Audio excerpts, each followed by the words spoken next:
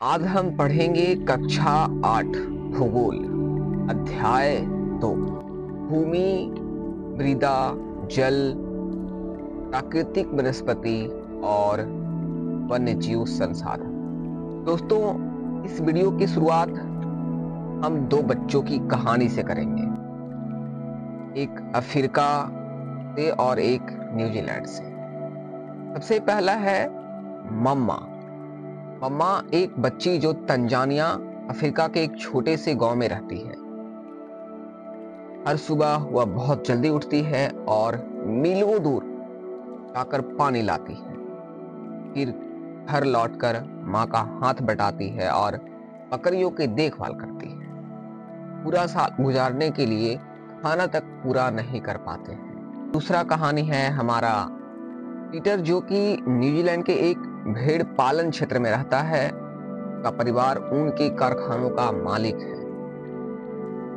School के बाद Peter अपने चाचा के साथ भेड़ों की देखभाल करता है। उनका बड़ा हरियाली से भरे विस्तृत मैदान में है। यहाँ खेती और पशुपालन वैज्ञानिक तरीकों से होता है। ये जैविक सब्जियां भी उगाते हैं बिना रासायनिक खाद के। तो आपने दो कहानी को देखा। दोनों क्या है, अलग अलग देशों में रहते हैं, लेकिन उनके जीवन यापन में बहुत अंतर है। तो दोस्तों, जो मम्मा और पीटर विश्व के दो विभिन्न स्थानों में रहते हैं और उनके जीवन व्यतीत करने में बहुत काफी अंतर है, बहुत अंतर है। तो ये अंतर क्यों है? तो अंतर ये इसलिए है क्योंकि यहाँ पे जो भूमि की गुणवत्ता है उसमें विभिन्नता पाया जाता है, कि मृदा में विभिन्नता पाया जाता है, जल में विभिन्नता पाया जाता है, प्राकृतिक वनस्पतियों में विभिन्नता पाया जाता है, प्राणियों और प्रौद्योगिकी के उपयोग की विभिन्नता के कारण ही ये दोनों जगह अलग अलग हो जाती है। इन स्थानों का एक दूसरे से भिन्न होने का मुख्य कारण यही है कि संसाधनों की लभ्यता। दोस्तों, क्या आप जानते हैं कि विश्व की 90% जनसंख्या भूमि यानी कृषि के क्षेत्र के 30% भाग पर ही रहती है। यानी जो विश्व की जो 90% जनसंख्या है वह भूमि के क्षेत्र का सिर्फ 30% भाग पर ही वो रहती है, यानी यूज करती है भूमि का। जो 70% भूमि है वहां पे तो चाहे तो वहां पे विराल जनसंख्या है या फिर वह निर्जल है। दोस्तों, अब आगे बढ़ते हैं और देखते हैं भूमि।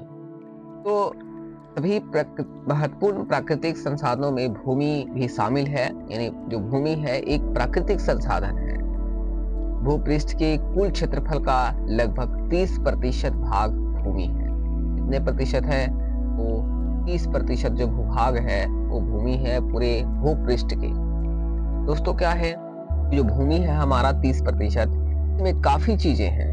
इसमें तो सबसे पहले जनसंख्या हमारी इतनी विशाल है कि सब लोगों को यहाँ पे स्थान है।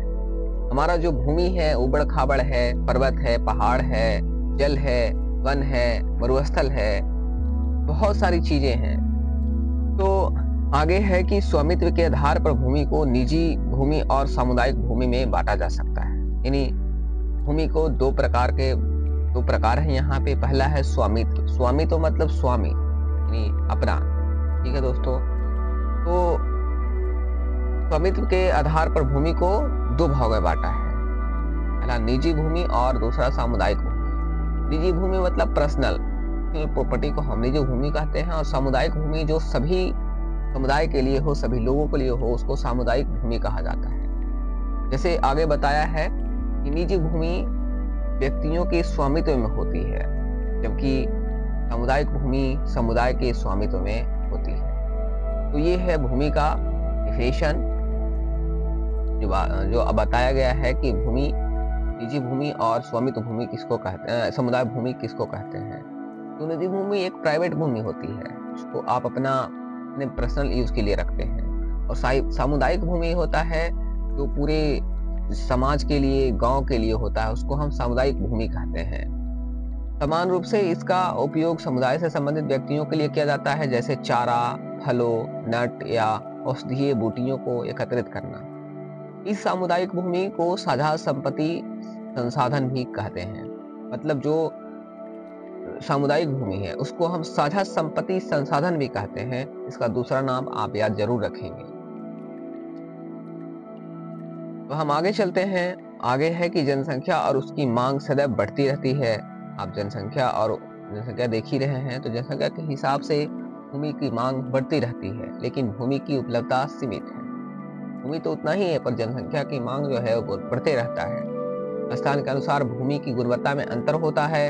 लोगों के सामुदायिक भूमि पर व्यापारिक क्षेत्र बनाने, नगरीय क्षेत्र में घर बनाने और ग्रामीण क्षेत्रों में कृषि योग भूमि का विस्तार करने के लिए अनाधिकृत हस्तक्षेप करना शुरू कर दिया है।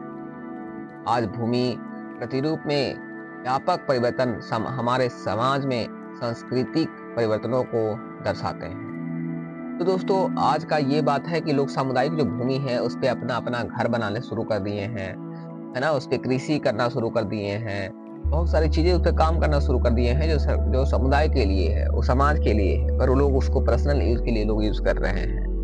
तो ये बहुत बड़ा एक दुर्भाग्य है ना।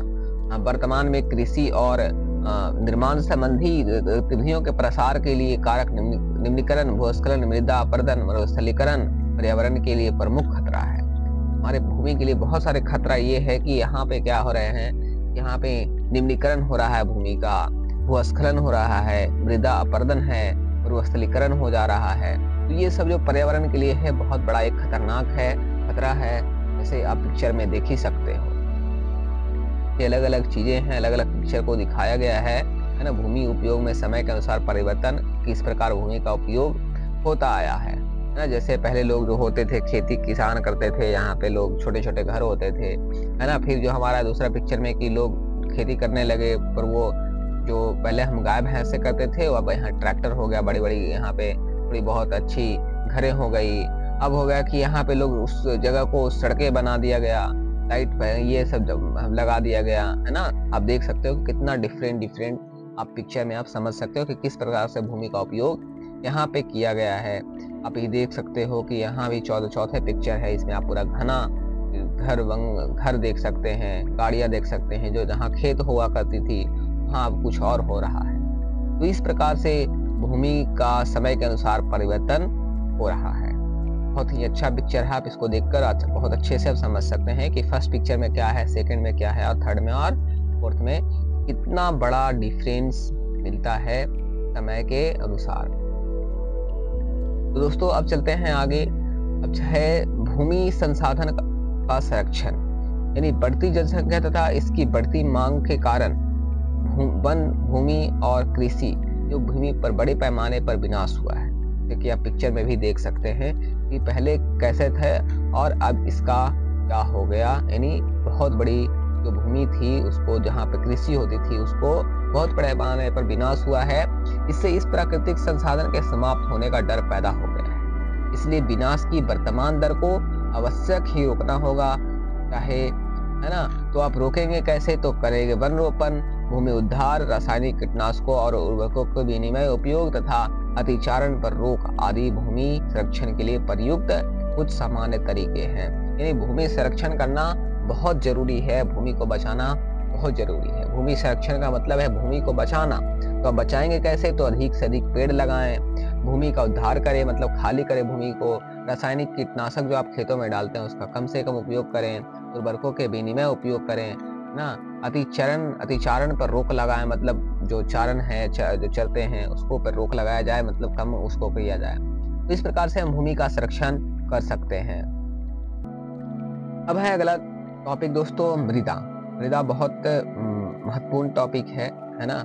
और पृथ्वी के पृष्ठ पर दानेदार कणों के आवरण की पतली परत जो है भूमि यानी मृदा कहलाती है। अच्छा दोस्तों, भूमि और मृदा में अंतर क्या होता है?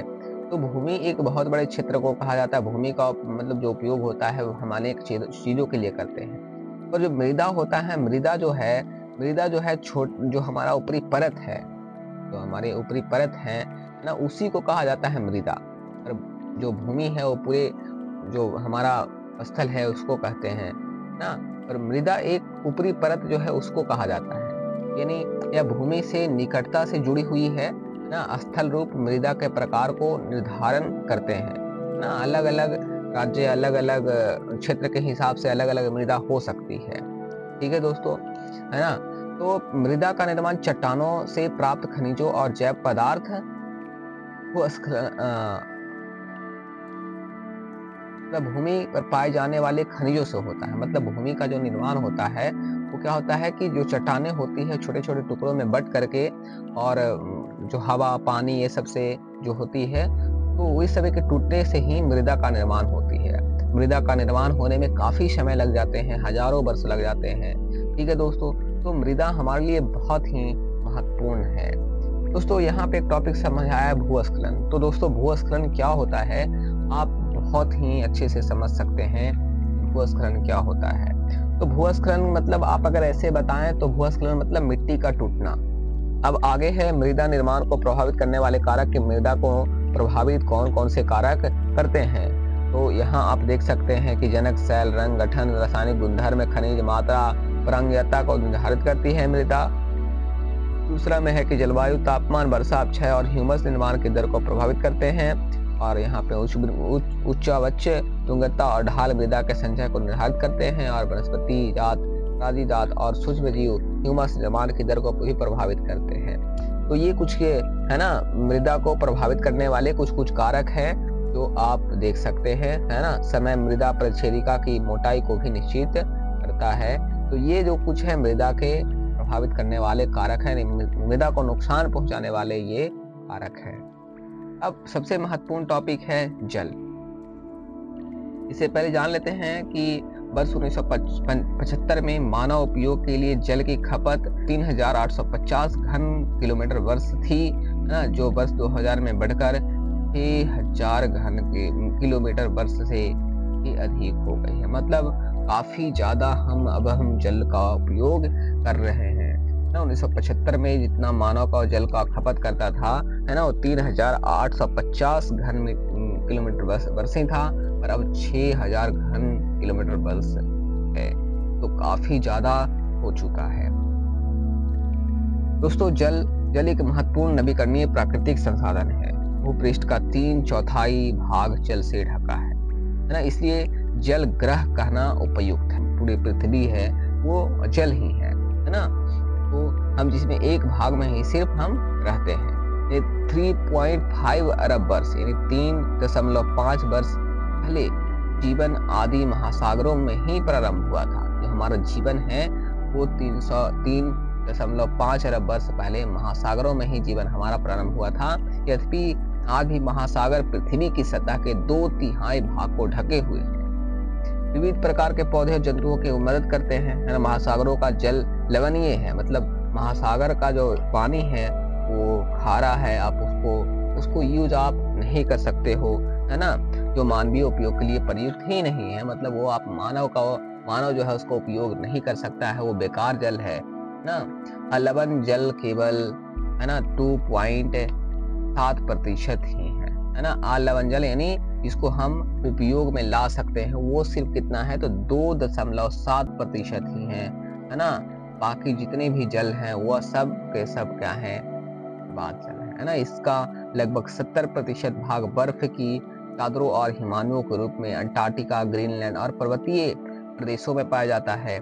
अपनी स्थिति के कारण यह मनुष्य की पहुंच के बाहर है न। केवल 1% लवण जल उपलब्ध है और वह मानव उपभोग के लिए उपयुक्त है न। केवल 1% अलवण जल उपलब्ध है ना। बाकी 2.7% जल तो है ही, पर इसका 70% भाग जो है बर्फ चादरों और हिमालयों के रूप में है, जो अंटार्कटिका, ग्रीनलैंड और पर्वतीय प्रदेशों में पाया जाता है। तो हम केवल 1% जल जो है लवण जल उसका उपलब्ध है और वह मानव उपभोग के लिए प्रयुक्त है ना। जो हम अपने भौम जल, नदियों और झीलों पृष्ठीय जल के रूप में हम उपयोग करते हैं। वायुमंडल में जल वाष्प के रूप में भी पाया जाता है। ठीक है दोस्तों, तो भौम जल क्या होता है? भौम जल वो होते हैं जिसको हम मिट्टी के अंदर से हम निकालते हैं, है ना। जैसे चापाकल से निकालते हैं, नलों से निकालते हैं, तो ये सब भौम जल कहलाता है दोस्तों, है ना।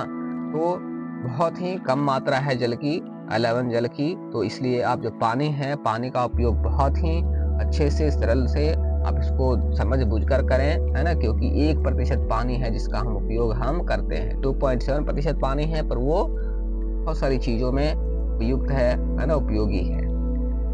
यहाँ पे बहुत ही अच्छे तरीके से समझ सकते हैं, है ना, कि औसत एक भारतीय नागरिक प्रतिदिन लगभग 150 लीटर जल का उपयोग करता है। कैसे करता है? तो आप यहाँ पे देख सकते हैं। उपयोग है जो पानी पीना है, जो पानी पीता है प्रति व्यक्ति, है ना, वो लगभग 3 लीटर पानी पी लेता है, ठीक है। खाना बनाने के लिए जो उपयोग करता है 4 लीटर पानी लग जाता है। नहाता है 20 लीटर से। शौचालय करता है या फ्लशिंग जो करता है 40 लग जाते हैं। वस्त्र धोते हैं लोग तो उसमें 40 लीटर पानी लग जाता है। बर्तन धोने में 20 लीटर पानी लग जाते हैं। बागवानी अगर करते हैं तो 23 लीटर पानी लग जाता है। यानी कुल जो है 150 लीटर जल हम लोग प्रतिदिन करते हैं दोस्तों। तो काफ़ी सारा हम लोग पानी का उपयोग करते हैं और पानी हमारे पास क्या है, सीमित है। अगर एक बार खत्म हो गया तो आप इसको बना नहीं सकते हो, है ना, इसलिए इसे बचाना बहुत ज़रूरी है। अब काफ़ी लंबा वीडियो हो जाने के कारण मैं इसको छोड़ रहा हूँ, ठीक है। अब मैं अगले वीडियो में इन सभी प्रश्नों का मैं उत्तर आपको दे दूँगा। ये जो भी प्रश्न हैं, इस सभी प्रश्नों को मैं बहुत ही सरल और सिंपल भाषा में इन सभी प्रश्नों का उत्तर हम अगले वीडियो में देंगे। तो अभी के लिए बहुत-बहुत धन्यवाद वीडियो देखने के लिए। अगर आपने अभी तक हमारे चैनल को सब्सक्राइब नहीं किया है तो दोस्तों ज़रूर सब्सक्राइब करें और हमें सपोर्ट करें, और कोई भी गलती होती है तो मुझे कमेंट करके ज़रूर बताएँ।